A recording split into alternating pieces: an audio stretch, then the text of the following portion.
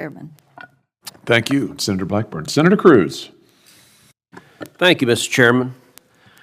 To each of the nominees before us, Mr. Burrows, Judge Benton, Mr. Leah, Mr. Olden, congratulations on your nominations, and thank you for your willingness to serve. And yet, even as we begin with congratulations, we do so under the shadow of grief. This hearing is occurring at a moment of national sorrow and reflection. This past weekend, Americans were reminded once again of how suddenly violence can intrude into ordinary life. At Brown University, a classroom meant for learning and safety became a scene of gunfire, driving students preparing for final examinations into fear and flight, and tragically taking the lives of 2 students. Almost simultaneously, across the world in Sydney, Australia, an anti-Semitic terror attack at a Hanukkah gathering on Bondi Beach left families shattered and an entire Jewish community in mourning. And here at home, Americans woke up to the horrifying news out of Los Angeles.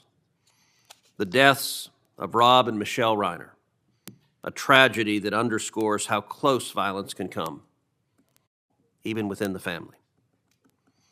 In moments like this, our country needs moral clarity, a reaffirmation that murder is evil, whether it wears the mask of terror, ideology, hatred, or despair. And our country needs institutions that can do the basic work of civilization, protecting the innocent, punishing the guilty, and applying the law fairly without fear or favor. That is why today's hearing matters. Mr. Burrows, you have an impressive legal background, having served in the upper echelons of both state and federal government. You have been nominated to lead the Department of Justice's Office of Legal Policy, a role that helps shapes the department's legal direction and plays a central role in vetting and preparing judicial nominees. Judge Benton, Mr. Leah, Mr. Olson, you all together bring the kind of experience that the federal trial courts depend on: frontline prosecution, trial and appellate practice, and years of federal litigation, including service as assistant United States attorneys and in demanding private practice. Mr. Burrows, I'd like to start with you. After weekends like this, marked by mass violence, terrorism, and profound loss, Americans are expecting our institutions to carry out what the Trump administration has pledged to do: confront evil directly, enforce the law without hesitation, and administer justice without allowing it to be twisted into becoming a political weapon. As the head of the Office of Legal Policy, the legal brain trust of the Department of Justice, how do you see DOJ's duty to respond to political violence decisively, whether it be outside a house of worship, at a university, or outside a pregnancy center, while remaining grounded in the law as written and within constitutional limits? Thank you for the question, Senator. I think you've hit on a very important issue. Political violence strikes at the heart of our constitutional system of government and what it means to be an American in a way that ordinary crime, if you will, does not. In that it attacks people simply for being a part of a political coalition or exercising their rights or something like that. Obviously, I think the Department of Justice historically, since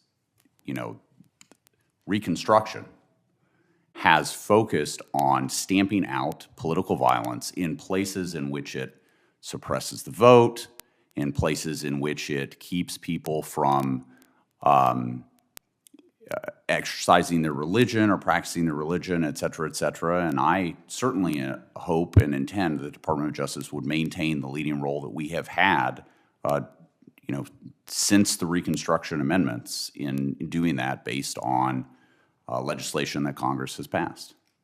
So to each of the judicial nominees, I want to ask you briefly, share with this committee the importance of the First Amendment and what it means to the American people. And Judge Benton, we'll start with you.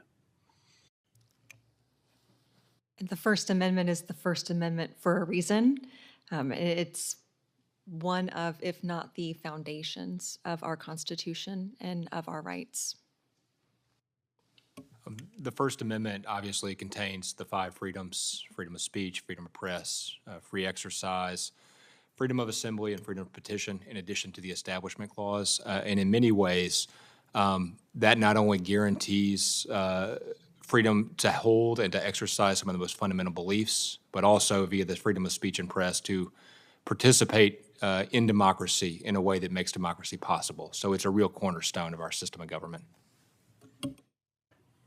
Thank you, Senator. I concur with my colleagues' comments. The only thing I would add to what they've already said is that our nation was founded by those with strongly held religious views who were dissenters from many of the nations that they came from. And the First Amendment reflects this rich heritage and tradition. Thank you. Senator Moody. Thank you, Mr. Chairman, and thank you again